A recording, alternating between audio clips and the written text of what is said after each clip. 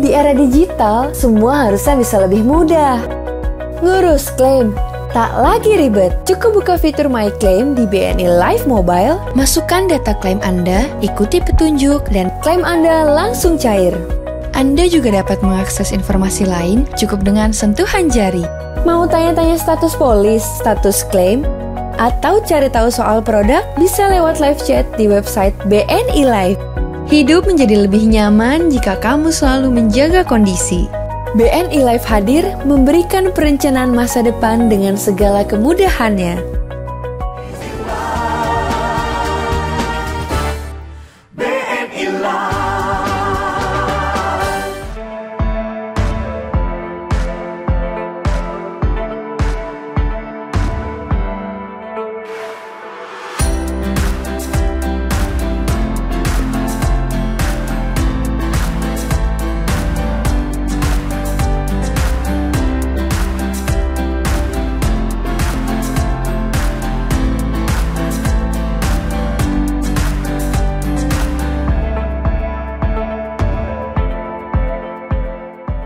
Apa sih penyakit jantung koroner? Penyakit jantung koroner adalah situasi di mana terjadi masalah pada koroner. Koroner adalah pembuluh darah yang memberikan suplai oksigen di otot jantung. Dengan pembuluh darah ini, maka suplai oksigen itu akan terpenuhi setiap saat supaya jantung bisa bekerja dengan baik. Di mana kalau ada masalah pada pembuluh darah ini, maka akhirnya kinerja jantung akan terganggu. Kondisi ini, kenapa kok demikian? Itu biasanya terjadi karena ada sesuatu yang menyebabkan terbentuknya plak pada pembuluh darah. Plak itu terbentuk karena adanya kolesterol yang tinggi, hipertensi yang tidak terkontrol, atau gula yang tidak terkontrol.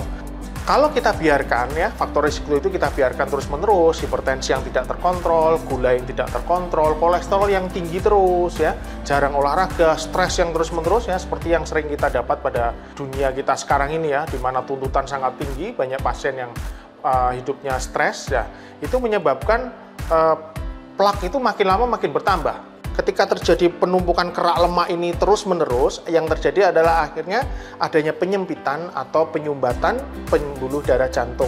Itu yang disebut suatu serangan jantung. Dan bahkan kalau yang mendadak sekali, ada serangan jantung yang bisa menyebabkan suatu kematian mendadak. Pertanyaannya, kenapa kok bisa terjadi penumpukan lemak atau kerak lemak itu? Satu, ada beberapa faktor resiko yang memang bisa terjadi sehingga menyebabkan terjadi penumpukan lemak atau kerak lemak pada dinding pembuluh darah jantung. Yang pertama, ada beberapa hal yang sebenarnya bisa kita modifikasi, ya, faktor risiko yang bisa kita modifikasi. Misalnya satu, merokok, ya. Dua, hipertensi, harus terkontrol tensinya. Diabetes, harus terkontrol diabetesnya. Kemudian kolesterol, terutama kolesterol jahat harus bagus. Dan juga obesitas ya, berat badan yang berlebihan itu juga menyebabkan resiko terbentuknya kerak lemak pada dinding pembuluh darah jantung.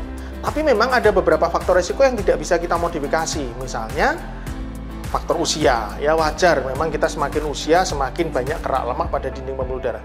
Yang kedua, genetik. Jadi misalnya ada faktor keturunan dari orang tua atau yang lain sehingga menyebabkan mudah terbentuknya penyempitan pembuluh darah jantung. Ketika ada banyak keluarga yang mempunyai penyakit jantung, maka resiko kita juga ikut meningkat gitu. Itu tidak bisa kita modifikasi. Misalnya jenengan Anda jenis kelaminnya pria, ya itu memang resikonya sedikit lebih tinggi daripada wanita.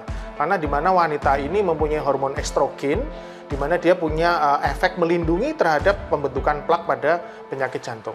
Apa yang harus kita lakukan ketika dokter melihat seseorang ini, oh ini kayaknya ada gejala penyakit jantung koroner nih. Pertama yang akan kita lakukan adalah kita melakukan anamnese atau wawancara, sehingga kita bisa mengarahkan, oh bener nih, kira-kira arahnya mengarah ke suatu penyakit jantung koroner. Keluhan yang paling sering terjadi adalah nyeri dada atau sesak.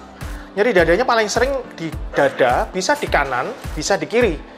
Ya, jadi tidak selalu di kiri, beberapa pasien bisa di jantung di dada kanan. Bahkan ada beberapa yang ada di ulu hati. Itu sebenarnya beberapa pasien dianggap sebagai penyakit lambung itu ternyata bisa suatu gejala awal dari penyakit jantung koroner. Kemudian dokter akan menganjurkan untuk melakukan pemeriksaan EKG, elektrokardiografi, rekaman jantung. Dan kalau perlu dilanjutkan dengan pemeriksaan treadmill. Treadmill adalah pemeriksaan di mana pasien diminta untuk lari-lari dan sementara itu sambil tetap direkam jantung. Kita akan melihat mismatch antara supply and demand. Karena ketika lari-lari kan kebutuhannya meningkat, kita mau lihat suplainya tetap atau kurang ternyata. Kalau ternyata treadmillnya kurang bagus, beberapa pasien akan kita anjurkan untuk pemeriksaan namanya echo. Echo itu USG jantung, echokardiografi. Di situ kita akan melihat otot-otot jantung, klep-klep jantung, dan jika diperlukan setelah echo, treadmill kita memikirkan, oh ini kayaknya ke arah koroner nih, maka kita bisa melakukan misalnya CT scan jantung dulu. Itu bisa dilakukan tahap itu.